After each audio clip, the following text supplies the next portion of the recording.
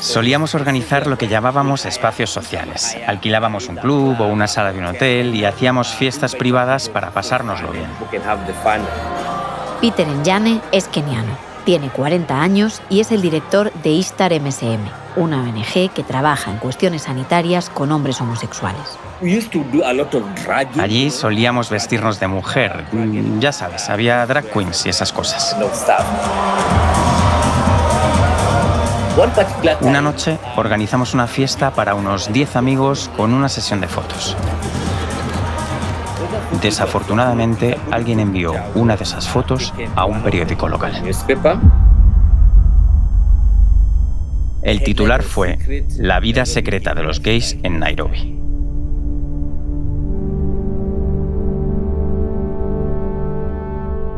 En Kenia, las relaciones entre dos personas del mismo sexo están penadas con hasta 14 años de cárcel.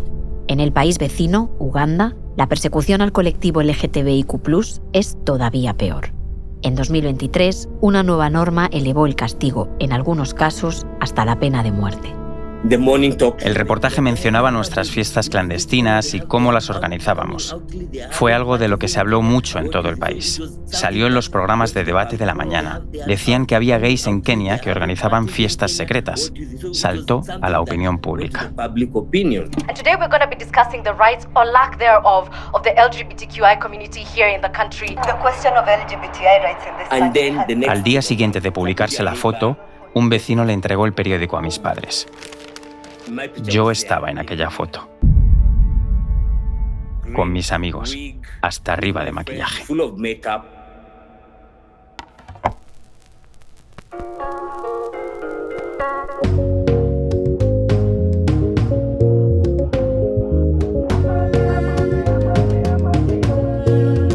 Orgullo LGTBI. Riesgo de muerte. Capítulo 4. África.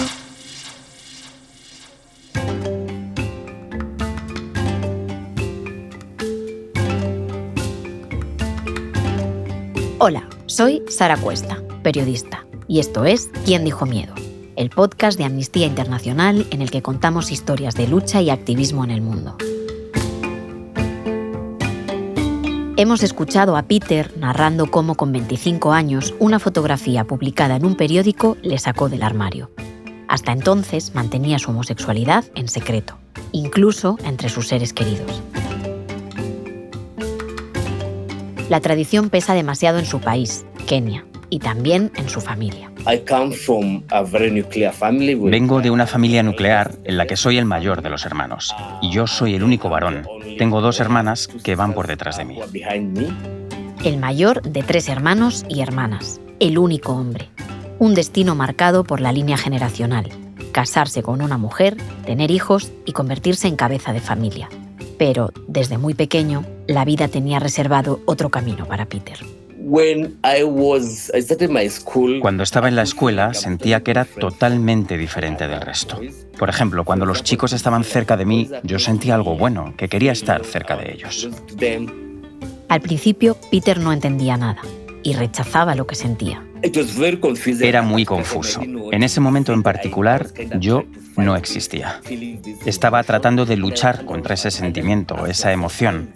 Era algo que no estaba permitido, no se podía hacer. Pero cuando lo habitual en esa edad era intercambiarse notas con las chicas de clase, pues yo lo hacía con un compañero. Y cuando fui entrando en la pubertad, vi que me sentía atraído por personas de mi mismo sexo. Me gustaba mi compañero de la escuela. Siendo tan pequeño, el sentimiento de ser diferente no pasó a mayores. Se quedó ahí, hundido, ahogado. Pero cuando Peter llegó al instituto, salió a flote.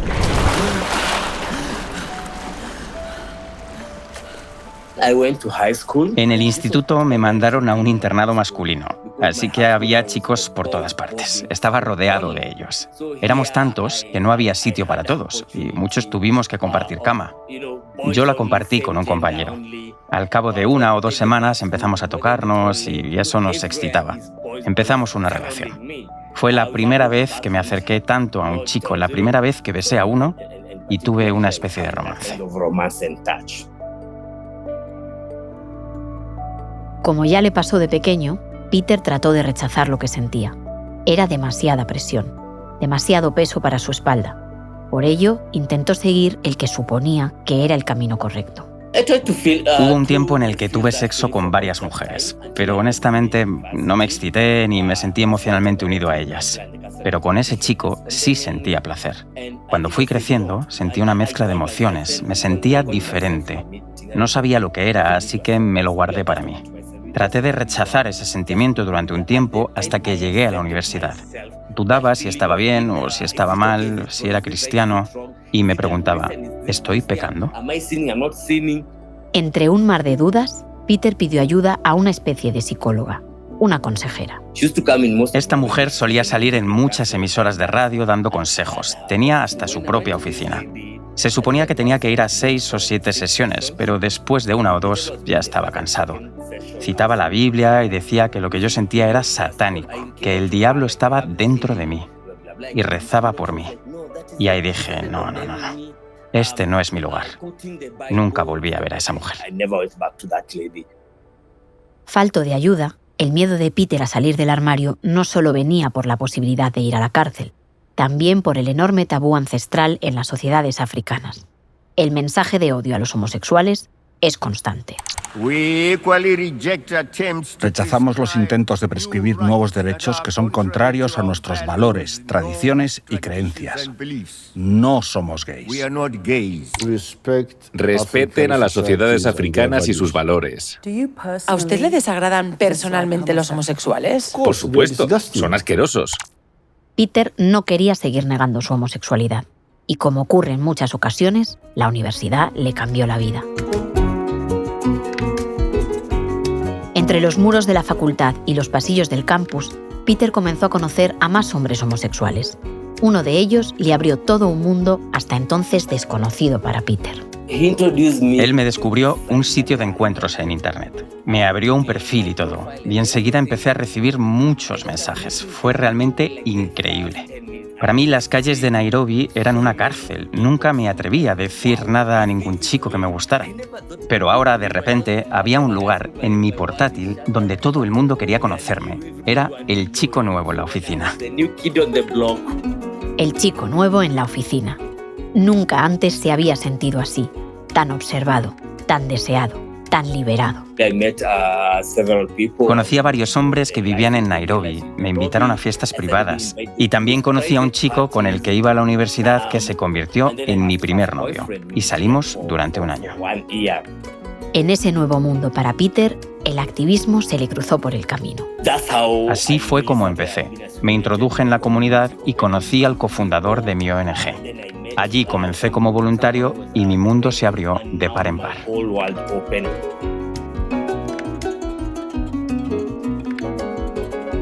Peter por fin había enterrado su sentimiento de culpa. Aún en secreto, era libre. Por el día participaba en foros y conferencias sobre homosexualidad, disfrazados del derecho universal al acceso a la sanidad. Por la noche organizaba fiestas clandestinas. Hasta que llegó la fatídica fotografía del periódico. Un vecino le entregó el periódico a mis padres. Peter no se lo esperaba. Aún no estaba preparado para salir del armario. Pero lo sacaron. Yo estaba en aquella foto, con mis amigos, hasta arriba de maquillaje. Cuando llegué a casa aquel día, mi madre me enseñó el periódico y me preguntó que qué era eso, que si había estado en esa fiesta el día anterior. Y le dije, no soy yo. Y desaparecí. Me fui de casa y no me volvieron a ver en 2 meses. Era peligroso para mí porque mucha gente lee este periódico de los viernes. Mi foto acompañaba ese titular de la vida secreta de la comunidad gay en Nairobi. Así que tuve que irme del país. Me fui 1 mes a Sudáfrica. Eligió este país por ser el que más respeta los derechos de la comunidad LGTBIQ+ en el continente. Es el único donde es legal el matrimonio homosexual. Allí tuve tiempo para reflexionar sobre lo que había sucedido y pensar qué hacer.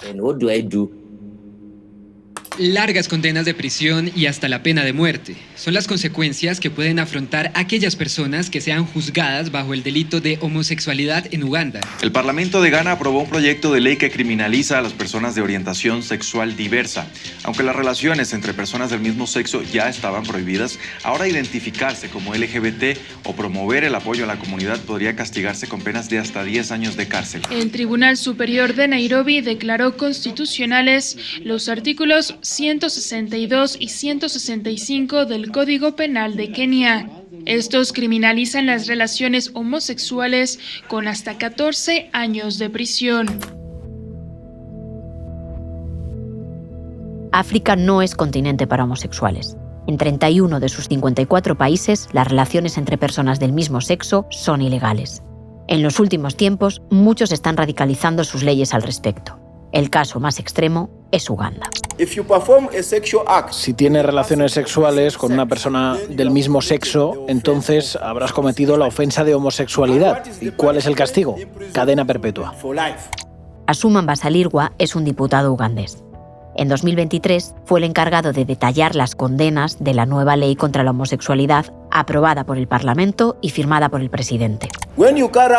Cuando llevas a cabo actos de homosexualidad a través de la fuerza, coacción o influencia, entonces la ley define que es homosexualidad agravada. ¿Y cuál es el castigo? El máximo, la muerte.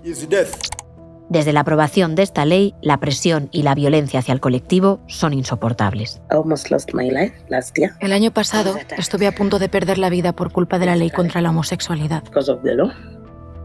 Petu Awego Sasa es una mujer lesbiana de Uganda. Vive en el distrito rural de Mbale, en el este del país. Venía de la peluquería. Eran cerca de las 7 de la tarde. Estaba paseando por un lugar oscuro, aunque con luces que parpadeaban. Era una distancia corta hasta mi casa. De repente, alguien salió de la nada y me golpeó. Me pegó en el ojo derecho y me dijo: «Te vamos a matar. Deja ya de defender a los homosexuales». Pero Uganda no es el único país que está endureciendo sus leyes contra la homosexualidad. Cuando cae una pieza del dominó, arrastra otras. Peter cuenta que en Kenia la ley que castiga con 14 años de cárcel las relaciones homosexuales es una herencia de la colonización británica, que finalizó en 1963. Nada ha cambiado desde entonces, hasta 3 meses después de la aprobación de la norma en Uganda. El año pasado, un diputado del Parlamento presentó un proyecto de ley parecido al de Uganda. Nunca había sucedido algo así aquí. Esto ha generado miedo en la gente. Muchos ya no vienen a hacer sus seguimientos médicos a nuestra ONG. Aún no se ha aprobado la ley, pero está ahí, rondando, quizá esperando al momento adecuado. Creo que muchos países africanos están haciendo esto. Ya sabes, porque hay un efecto contagio. Genevieve Partington es la directora de Amnistía Internacional en Ghana. Esto significa simplemente que cuando un país decide aplicar o impulsar políticas discriminatorias, lo que ocurre es que otros países siguen su ejemplo. Uno de ellos podría ser Ghana. Allí las relaciones homosexuales ya son ilegales, pero el 28 de febrero de 2024 el Parlamento aprobó una ley que pena con 3 años de cárcel solo por identificarse como homosexual. Además, incluye condenas de hasta 5 años de prisión para quienes formen o financien grupos relacionados con diversidades de género y orientación sexual. Para que esta ley sea efectiva, el presidente del país tiene que firmarla. Genevieve espera que no lo haga, no solo por Ghana, sino por otros países que pueden reflejarse en su espejo. Es como una bola de nieve. Muchos países admiran a Ghana por ser un país muy bueno en democracia y buen gobierno. No hemos tenido ningún conflicto ni ninguna situación en los últimos 30 años. Hemos tenido un gobierno muy estable. Así que si Ghana implanta leyes discriminatorias, es probable que otros países sigan esta tendencia, porque admiran a Ghana. Si el presidente firma este proyecto de ley, otros países seguirán con esta tendencia negativa. Cuando las visiones más conservadoras de la sociedad o la extrema derecha pierde el miedo, se vuelve más peligroso, porque hay un punto de descaro y de atrevimiento que cuando lo consigue, cuando pierde ese miedo, hace que arrase con todo. Xavier Aldecoa es un periodista español, corresponsal del diario La Vanguardia en el África subsahariana. El hecho de que Uganda dé un paso tan decidido a hacer una ley tan brutal permite que las visiones conservadoras o que piensan de una manera similar en Tanzania o en Kenia o en Ghana alcen la voz y digan que ellos también. Así que el efecto contagio, más que contagio, yo creo que es de pérdida de miedo a esas ramas conservadoras y anti-LGTBI que existen en el continente africano. Más allá de los efectos legales, la aprobación de normas homófobas tiene también consecuencias en la propia sociedad de estos países. Recordar cómo en Uganda se publica en la portada de un periódico las caras de los gays y lesbianas que había que perseguir y al poco tiempo uno de ellos es asesinado. Desde que se aprobó la ley, ha aumentado la violencia contra las personas sospechosas de pertenecer a la comunidad LGTBIQ+. Ha habido mucha incitación al odio, violencia física y extorsión. También muchos propietarios de casas han echado a sus inquilinos por sospechar que son del colectivo, ya que pueden ir a la cárcel si no lo hacen. Eso es una de las cuestiones más obscenas de las leyes que se están aprobando estos últimos años, especialmente la de Uganda, que es seguramente la más represiva del mundo, donde no solo se persigue a la comunidad LGTBI, sino a todos los actores que pueden ser entendidos como pro causa, es decir, quienes les ayudan, les dan material sanitario, les intentan proteger, le intentan defender sus derechos, o sea, un abogado que defienda a un homosexual o hasta cosas tan surrealistas como un casero que alquile su apartamento a una pareja homosexual o incluso a periodistas que informen de ello. O sea, estamos llegando a unos niveles de represión en los que lo que se intenta es estigmatizarles al máximo, a obligar prácticamente a que el resto de la población los repudie y tengan una vida insoportable y tengan que marcharse. Esos activistas son los imprescindibles. Están luchando contra gigantes en el peor momento seguramente y se están arriesgando a la cárcel, a las agresiones, incluso a la muerte, para defender los derechos humanos para todos. No queremos que venga aquí a hablar de homosexualidad en Kenia o que nos obligue a aceptarla. Va en contra de nuestra fe y de nuestra cultura. Los homosexuales no tienen cabida en Uganda. Los defensores de estas leyes responsabilizan a Occidente de promover la homosexualidad en África. Ese mensaje de culpa muchas veces es promovido por la narrativa de desinformación de Rusia en el continente africano. Peter, sin embargo, no reconoce esa supuesta influencia occidental. No es algo que yo haya decidido, simplemente me encontré en medio de ello. Honestamente, no es así como había planeado mi vida, pero es algo que sucedió. Soy así y no puedo ser de otra manera. Para Aldecoa, esas acusaciones contra Occidente tienen mucho que ver con el pasado colonial. Es un discurso falso, es un discurso que está dirigido por estos líderes religiosos y que entronca muy bien con esta ola anticolonialista, antioccidental, que recorre sobre todo el África del occidental, aunque todo el continente africano en general. Esa sensación de hartazgo con las excolonias, sobre todo con Francia, ha provocado que todo lo que tenga que ver con París se vea mal, tanto a nivel de seguridad como a nivel cultural, como a nivel ideológico o ético. Y eso lo han aprovechado los líderes religiosos también para que vaya a favor de sus vientos. Donde Peter sí ve influencia occidental es precisamente en el discurso contrario, en el auge de la homofobia en algunos países del continente.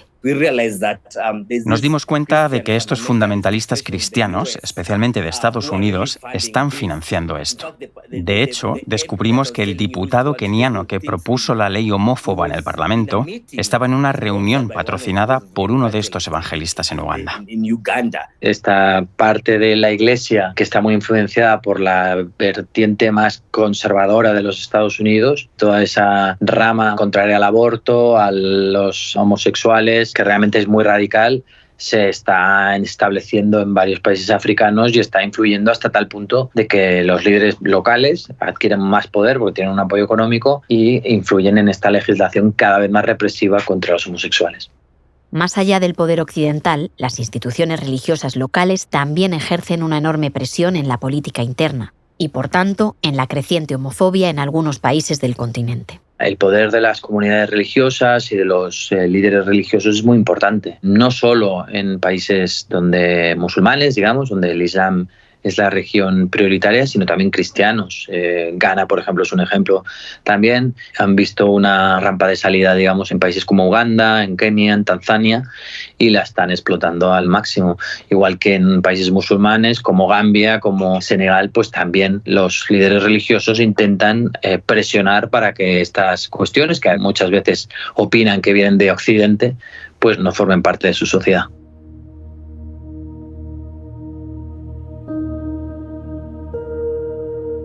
Tras este análisis, volvamos a la historia de Petua, la mujer lesbiana ugandesa. Antes la escuchábamos recordar una agresión que casi le cuesta la vida. Siendo muy pequeña, enseguida se dio cuenta de que le gustaban las niñas. En primaria. Allí me sentí atraída por una compañera. Éramos uña y carne. No es que tuviéramos una relación, pero me sentía muy bien al tenerla tan cerca en clase. En el patio, jugando siempre juntas. Una vez nos abrazamos y nos besamos, y el profesor nos vio. Se lo dijo a mis padres. Mi padre pidió al colegio que lo dejaran pasar, que solo me quedaban 2 años en esa escuela. Dijo que éramos unas niñas y que solo estábamos explorando. Pero no fue así. Más tarde, en un internado donde Petua estudió secundaria, volvió a ocurrir. De nuevo convocaron a sus padres. Les dijeron que su comportamiento era inaceptable en la religión musulmana que se practicaba allí. Pero una vez más, Petua tuvo un escudo. Mi padre les dijo que era algo normal que podía pasar entre chicas y se ofreció a pagar la cuota de todo el año para que no me expulsaran. Aceptaron. Cuando volví a casa, sentí curiosidad sobre por qué me defendía. Sabía que había estudiado en el extranjero y que quizá por eso... Pero además me dijo que uno de sus hermanos era gay y que su familia siempre le protegió. Quizá pensó que lo heredé de él y por eso me apoyó siempre. Pese a la protección de su padre, Petua siempre se ha sentido perseguida en Uganda, incluso en su propia casa. Mis hermanos siempre quisieron que me fuera de casa. No aceptan quién soy. Les decían a mis padres que no podía ser su hija, que nuestra familia no éramos así. Y eso me duele mucho. A veces piensas en suicidarte. Estuvo mucho tiempo deprimida hasta que descubrió que en realidad no estaba sola. Pensaba que era la única así, que no habría nadie más. Hasta que salí. Vi que éramos muchas y me di cuenta de que tenía una familia. Petua abrió los ojos y pronto se convirtió en una activista por los derechos de la comunidad LGTBIQ+ en Uganda. Una labor con grandes riesgos implícitos. Trabajamos con miedo y bajo un clima de estigma y discriminación. Cuando te sientas en la calle a hablar en un grupo, tienes que mirar alrededor por si alguien te está escuchando. No te sientas en el mismo sitio por más de 10 minutos. Te levantas y te vas. La gente de mi barrio me conoce. También a una compañera trans que se llama Marcela. A veces, diferentes emisoras de radio dicen mi nombre, el de mis padres y de dónde vengo. Con el paso del tiempo, ha aprendido a saber cómo actuar en su comunidad para sentirse más aceptada. Una especie de truco para desviar la atención de sus vecinos sobre su condición sexual. A mis compañeras siempre les digo que tenemos que ofrecer servicios a la comunidad, limpiar el mercado, ofrecer pruebas del SIDA y de otras enfermedades gratis. Y ahí empiezan a mirarnos de otra manera. Pero si solo nos sentamos y nos centramos en nosotras mismas, la comunidad nos odiará. Gracias a su lucha, Petua es hoy un ejemplo para muchas personas de la comunidad gay en Uganda. Un orgullo, pero también una responsabilidad. La gente no sabe el dolor que atraviesas al ser una persona LGTBI en Uganda. Me he dado cuenta de que, siendo una líder, tienes que ser resiliente, porque hay mucha gente que te admira. Si luchas por sus derechos humanos, no te puedes venir abajo. De Uganda volvemos a Kenia. Seguro que recuerdas la foto de Peter en el periódico. Después de que sus padres vieran aquella imagen, Peter no pudo con la presión y huyó de su casa. La gente hablaba de ello en el barrio. Eso afectó mucho a mis padres, que se convirtieron en la comidilla de mi pueblo. A mi madre la expulsaron de la iglesia. El cotilleo estaba por todas partes. Nunca me esperé salir así del armario. Mi nombre estaba ahí. También mi foto. Fue muy duro.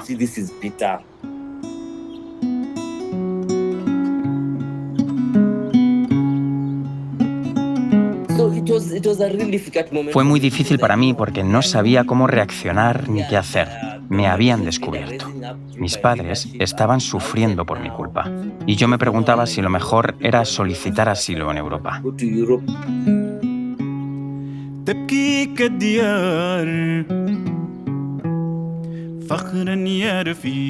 Un mes en Sudáfrica le sirvió a Peter para buscar respuesta a esas preguntas.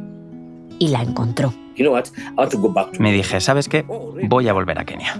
Sí, quise enfrentarme a la realidad, porque siempre tuve esta pasión de luchar por mi país. Así que quise aprovechar la oportunidad y volví lleno de energía y listo para enfrentarme a lo que viniera. Cuando encendí el teléfono, no paraban de llegarme mensajes, llamadas, la gente me estaba buscando, sobre todo mi madre, que estaba muy preocupada por mí porque no sabía dónde me había ido. No sabían qué hacer. Los vecinos no paraban de hablar con ellos, había mucho estigma, pero mi madre quería verme.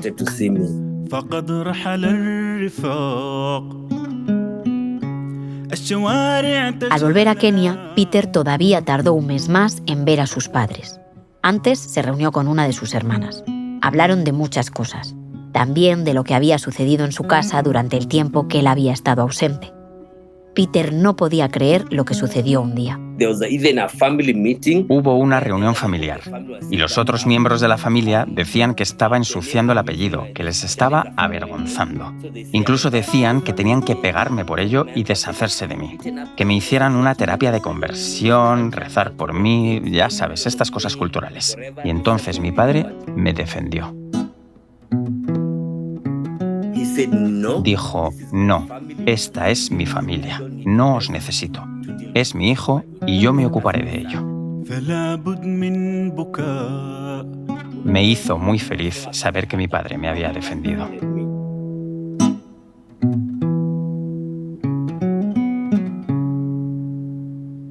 Hoy, cerca de 15 años después, Peter ha decidido tener un perfil bajo en su activismo. No muestra su cara en las entrevistas que acuerda.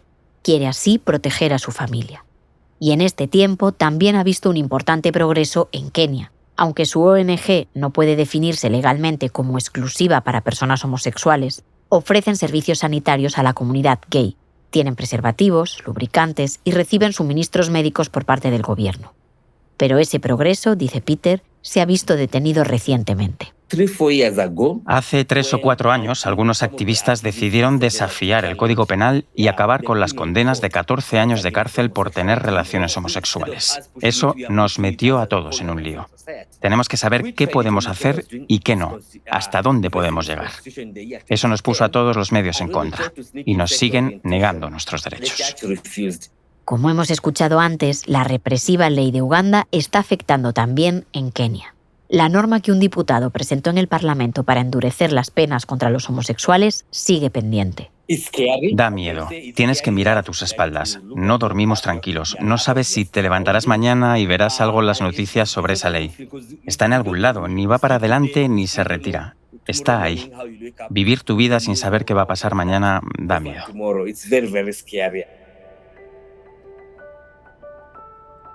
Pese a los retrocesos en derechos de la comunidad LGTBIQ+, que vive en muchos países africanos, otros están avanzando. Por ejemplo, las Islas Mauricio, Botsuana y Angola han sido los últimos del continente en despenalizar las relaciones homosexuales.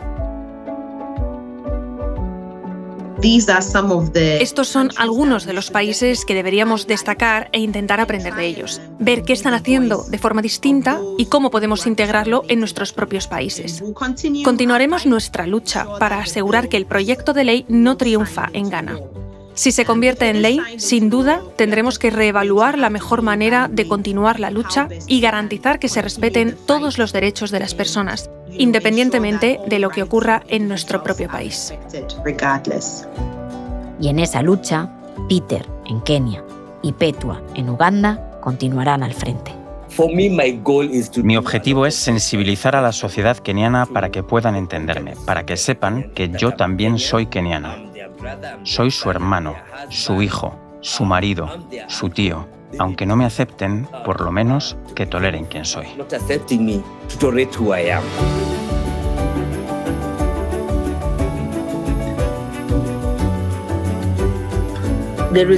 Tenemos que resistir. Yo le digo a la gente que debemos quedarnos en nuestro país, porque si nos vamos, nadie va a acabar con esto. Tenemos que estar aquí y luchar por nuestros derechos, porque todos somos seres humanos.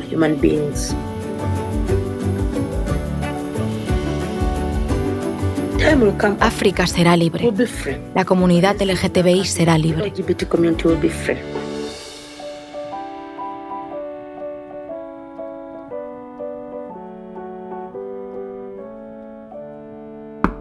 Por cierto, que en ¿Quién dijo miedo? Volvemos con nuevas historias a partir de septiembre.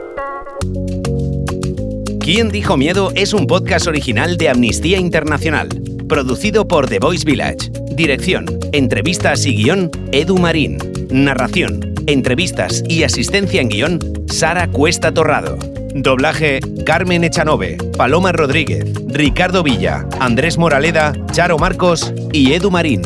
Música original, Bianca Muy. Montaje de sonido y mezclas, Pablo de Diego. Producción ejecutiva, Ricardo Villa. Responsable de producción en Amnistía Internacional, Olach Cacho y Ángel Gonzalo. ¿Quién dijo miedo? Un podcast de Amnistía Internacional.